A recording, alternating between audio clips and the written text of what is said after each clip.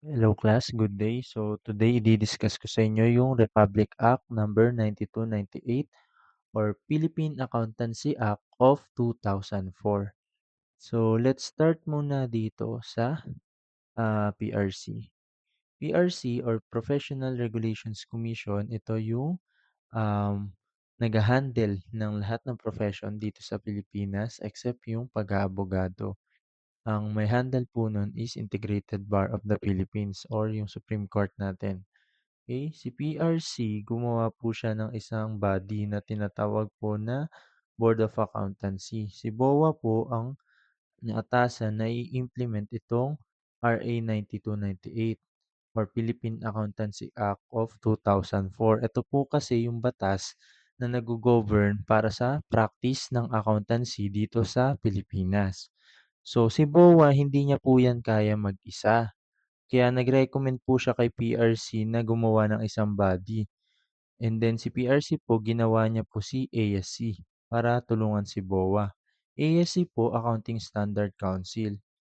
Tutulungan niya po si BOA para ma-implement itong RA 9298. Paano niya po tutulungan si BOA? Gagawa po siya ng accounting standards. Ang tawag po dun sa accounting standard na ginawa niya is PAS, Philippine Accounting Standard. So, napalitan po si ASC. Ang tawag na po sa kanya is FRSC, Financial Reporting Standard Council. Ang tawag na po sa accounting standard na ginagawa nitong FRSC is PFRS, Philippine Financial Reporting Standard. Then si FRSC, napalitan po yan, naging PFSRSC or Philippine Financial and Sustainability Reporting Standard Council. Ito pa rin pong PFRS ang ginagawa niyang accounting standards.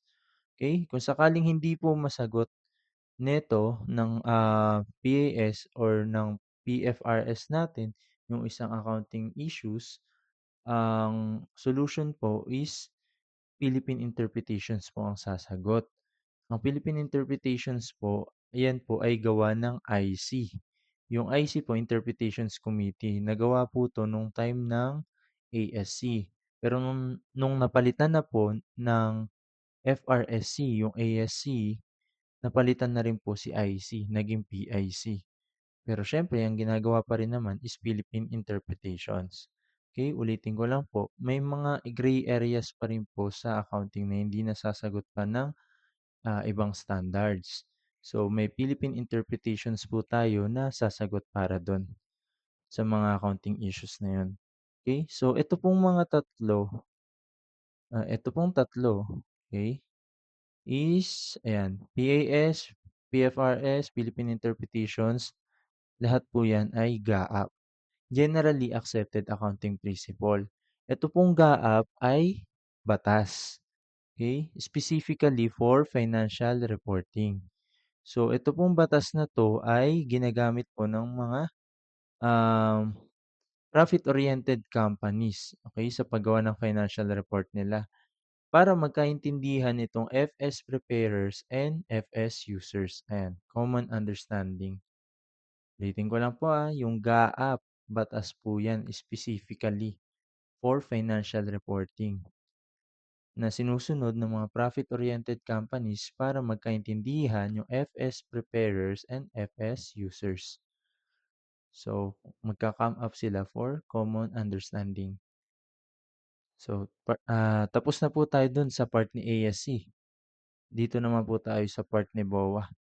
So, si BOA, ang part niya is syempre ma-monitor yung mga magpa-public practice.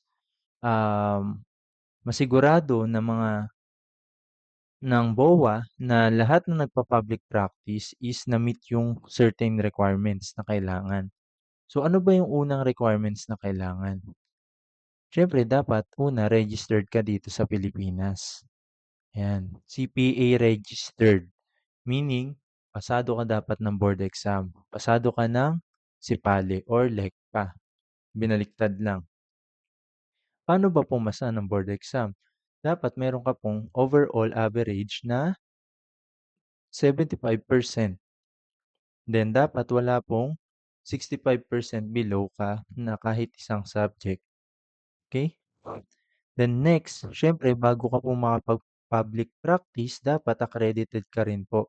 Kaya meron tayong accredited requirements. So, para ma-accredited ka po ng BOA is dapat, makakuha ka po ng 120 CPD units. Ano po ba yung CPD? Continuing Professional Development. So, kailangan mo po makakuha ng ganyan para ma makakuha ka ng accreditation. Paano po yan kinukuha? Siyempre a-attend ka po ng mga seminars na dapat related sa public practice. So, bukod dun, dapat po meron kang 3 years meaningful experience. So, itong dalawa, bago ka ma-accredited kailangan mo po munang ma-meet 'to. And marami pa rin po yung requirements maliban lang dito, pero ito po yung isa sa mga pinakaimportanteng requirements. Okay, para saan po ba 'tong mga 'to? Para ma-maintain po yung competency ng CPA kapag magpa-public practice po. Dapat updated 'yan, kasi pipirma po 'yan ng financial statements. So, kung old knowledge yung meron siya, siyempre possible magkamali. So, kung kaya pababain yung pagkakamali, dapat nating gawin 'yun. Kailangan umattend ng seminar, kailangan, praktisado talaga yung CPA bago mag-public practice, okay. So next, areas of practice. Saan ba puwedeng mag-practice ng accounting? Puwedeng public practice, puwedeng academe, puwedeng private, puwedeng government. Kapag nag-public practice po, for example, na-meet mo na 'to at yung ibang requirements, puwede ka pong mag-external audit. When you say external audit, chine-check mo po yung financial statements ng company kung free from material misstatements yung paggawa nila ng financial statements. Okay. Then next, siyempre puwede ka rin pong mag-file ng tax para sa mga client mo. And next, yung consultancy part, yung management advisory service. Ito pong consultancy part or management advisory service, puwede rin po itong i-offer ng ibang profession. Depende po sa expertise na kailangan ng company. So, ano po ba yung, public practice? Yung public practice po wala ka pong employer diyan. Kumbaga parang freelancer ka, wala kang employer, ikaw bahala, ikaw may control kung kailan ka magtatrabaho, okey? Ikaw may control ng kikitain mo, hindi limitado ang kita mo. So, walang puwedeng magtanggal sa'yo. In short, wala kang employer, okey? Hindi ka empleyado. Walang employer-employee relationship. So, next is yung academe. Academe, kapag nagturo ka, for example, as professor sa mga kilalang university, let's say, ang tinuturo mo, accounting, mga major subject for board exam ng SIPALE, ayan, matatawag rin po yung meaningful experience kapag nandun ka sa academe. Kasi ang tinuturo mo, accounting, major subjects. Okay? So, next is private. Sa private po, 'pag nagtrabaho ka po diyan, meron ka pong employer-employee relationship din po 'yan, okey? Parang sa academe din po 'yan, may employer-employee relationship kung sakaling professor ka. Pero kung ikaw may-ari ng ano, ng school, private school, eh, di wala kang employer. So, dito sa private dahil meron kang employer, ayan, ito yung mga puwede mong service na gawin. Puwede kang sa accounting.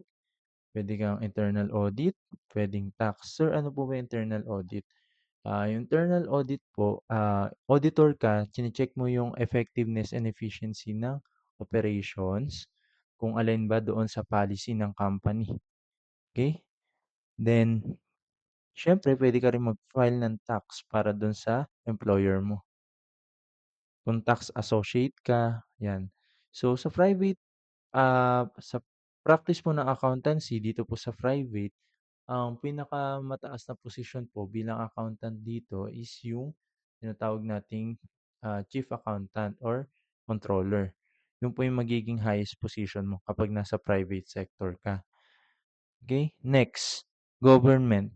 Ayan, kapag naging accountant ka po sa government, i-o-oversee mo po yung allocation ng government doon sa public funds. Saan po ba nila inilalaan? Okay, yun po. Next is yung CPD, 'yan, Continuing Professional Development. Siyempre nire-renew po 'yan. Kapag renewal po ng license, 15 CPD units. Exempted na po kapag 65 years old ka na kasi retiring age na po 'yan. So, kawawa naman yung CPA, magre-retire na lang siya. 'Pag nag-renew pa siya, may bayad pa, magsi-CPD units pa siya. So, pampagamot niya na lang that time or pang-maintenance niya na lang, pinang-renew niya pa ng license, 'di ba? So, exempted na po 'yan. So, next is yung renewal of accreditation. Yung renewal of accreditation po natin, wala pong edad-edad 'yan dahil kapag accreditation po, hindi malabong mag-public practice ka. So, pipirma ka ng FS. Siyempre dapat updated ka, updated yung knowledge mo. Dapat competent ka. So, wala pong edad-edad yung exemption, okey? Ibig sabihin wala pong exempted. So, itong renewal of license and renewal of accreditation po, every 3 years po 'yan nire-renew.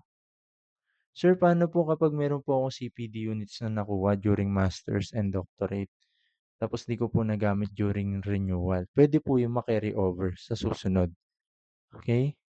So, yun lang naman po yung covered ng ating Republic Act number 9298. Thank you po.